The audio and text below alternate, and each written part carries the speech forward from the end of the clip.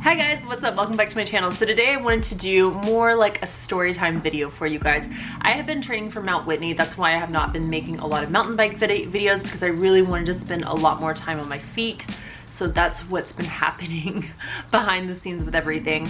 Last weekend I climbed my first 14er, and I've just been in general getting a lot of people DMing me questions about my training, things that I'm doing, and so forth and so forth.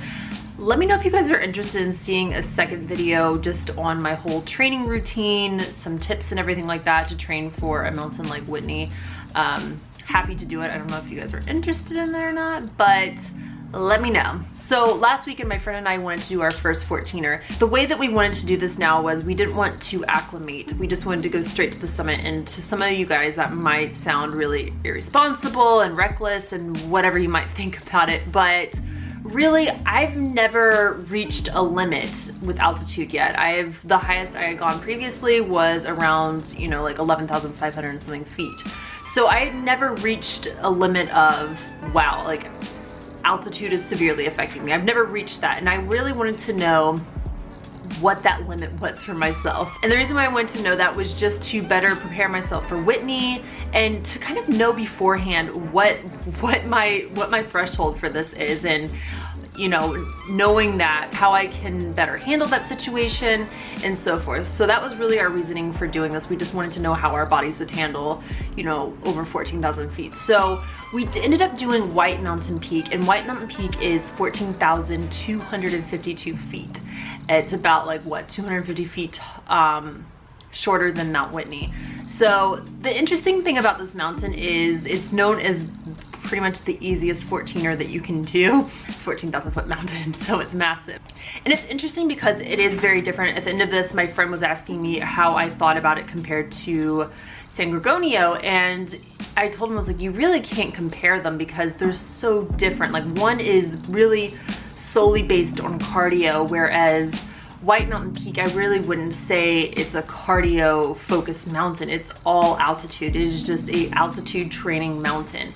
I really don't think I would train on that mountain for cardio and to get in shape and things like that, because I found the trail pretty easy. It's a very straightforward trail, but the problem with that is you're adding altitude to the trail, so therefore the 14er comes into play.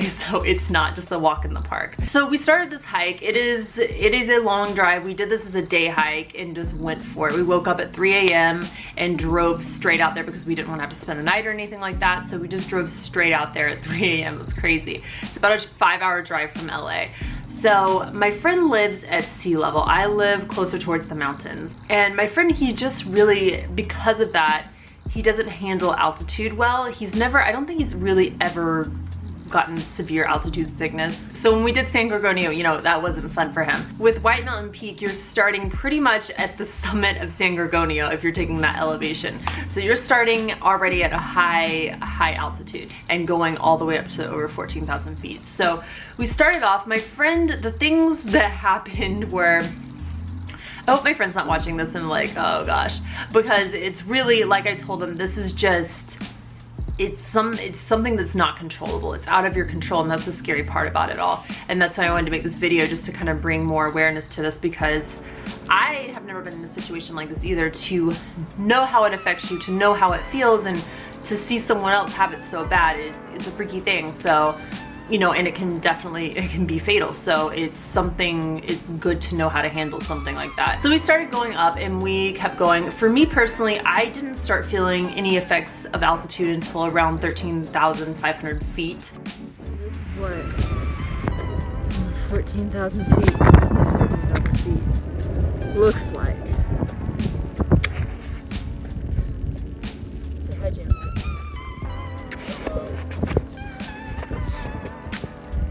Little turtles. Of course, whenever I'm at elevation, when I'm at 10,000 feet, I feel slow. That's just how I am with altitude. I've never had any kind of side effects from it, any symptoms. My head always feels fine. I just feel slow. And I feel like that's pretty much everyone across the board. Maybe not every single person, but for most people who are not constantly at elevation, that's just how you are.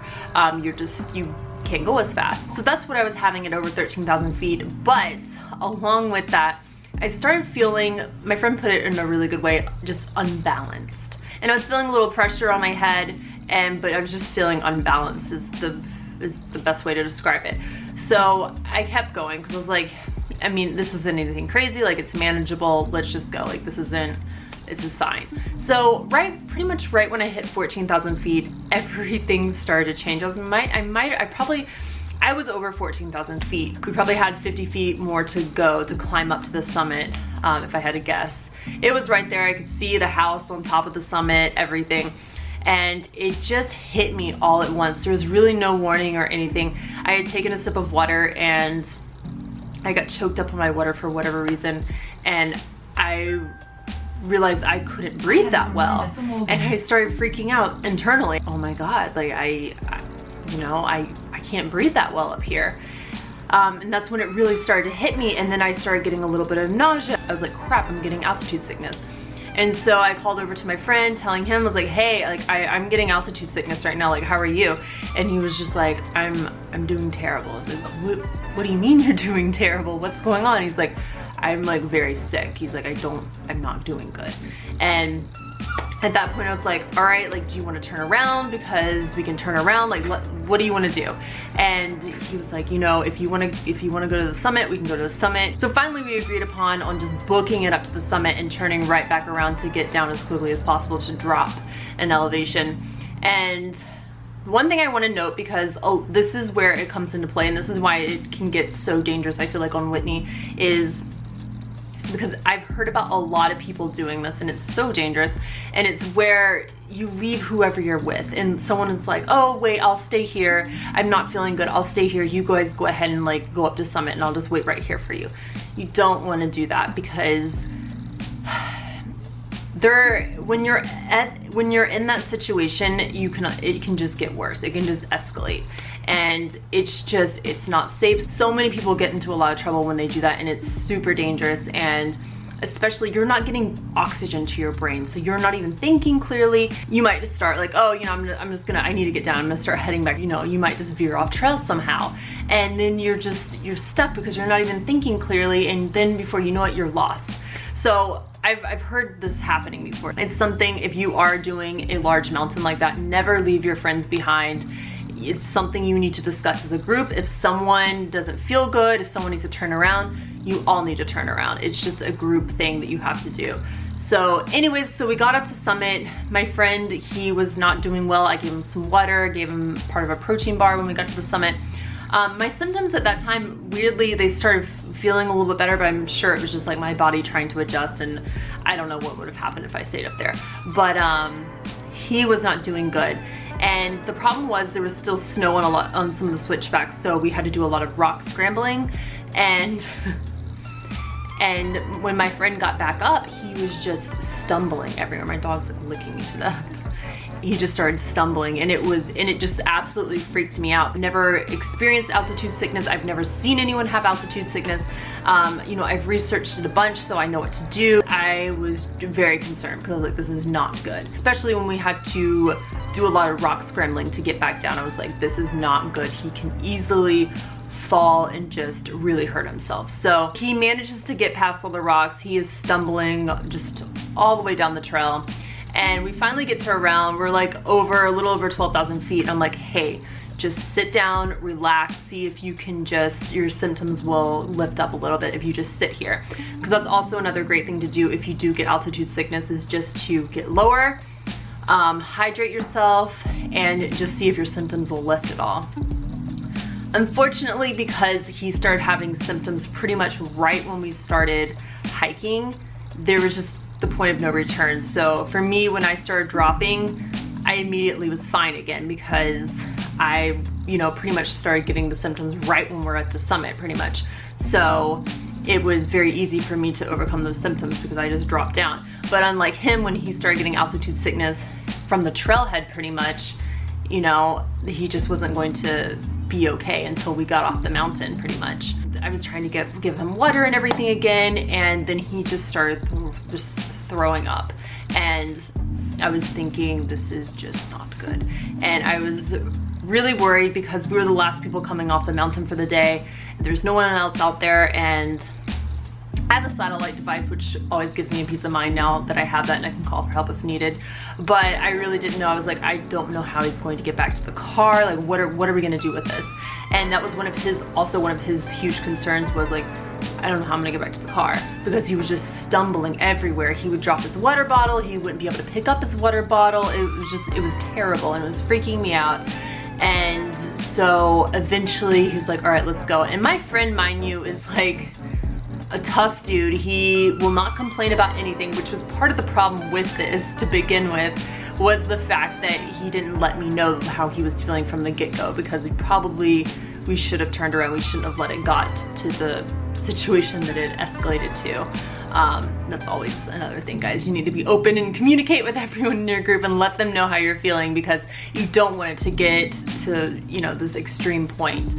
So he pretty much stumbled all the way back down the mountain. Probably he started getting a little bit better and he could walk straighter like 2 miles out from the car. So I mean, it was an interesting hike. The hike's about 14 miles round trip, so nothing too crazy, but it seemed like it was just forever because it was just insane. Then you have the road getting out of there. It's this rough dirt road that you have to ride for 38 miles, and it sucks. I hate that road. It was fun when we were coming in. We're like, yeah, you know, doing a little off-roading, and then once you're getting out of there, you're like, God, this road, I'm over this road.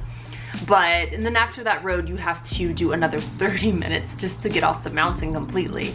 So he ended up falling asleep. He like reclined the chair, which is another note. Probably that's not a smart thing. You should not let someone go to sleep that is suffering from altitude sickness, but at that time he was feeling a little bit better. So I was like, okay, if I had to do it again, I would say don't do that. That wasn't a smart move on my part. He did that and he was fine. And once we got off the mountain, he pretty much woke up right when we were at the bottom of the mountain, and he was like, wow, I feel a lot better. So that was my first encounter with altitude sickness. And it's really interesting because, especially with your breathing, I was doing a lot of breathing exercises once I got to the top, because I was realizing I'm not breathing well and I have to really focus on my breathing at that point.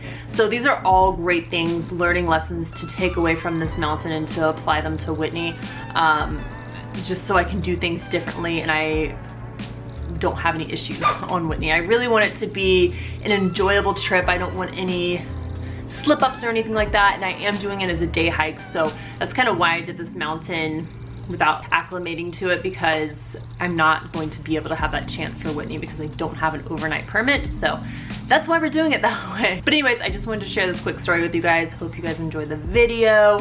Let me know if you guys have any tips at all on Whitney. I've ran across a lot of people I've talked to who've done Whitney, and it's just a mixture of opinions and thoughts on the mountain. Some people saying it's difficult, but honestly, it all comes down to how fit you are and how good your cardio is. But yeah, anyways, let me know if you guys would like to see a training video, and yeah, so it should be pretty interesting. I did San Gorgonio and I was very pleased with how I handled that. It wasn't that tough for me, so I'm hoping Whitney will be pretty good. It's just a matter of the elevation is the only thing I'm really worried about now with Whitney, and it's a really long time. It's a really long hike, and you're just gonna be tired at the end of the day. Having to do it in a day, you're gonna be fighting fatigue because you're going to be so tired. One thing that I do want to get, and this might be overkill, but like I said, I want this to be an enjoyable experience, and I just want to be really ready for it. I feel like people do this when they're like climbing a 20,000-foot mountain, and here I am trying to do this for like a 14,000-foot mountain. But I'm wanting to rent one of those altitude simulators, the machines. You can rent them for like a week and things like that, so that's something I've been thinking about getting maybe 3 weeks out before I have to climb, really just to better acclimate to the altitude and things like that. So we'll see how that works. But yeah, I'm pretty much at elevation every single weekend, but the problem with that is you really have to be at elevation for a long period of time, and if you go a week in between, everything that you've gained you kind of lose. So that's the only issue.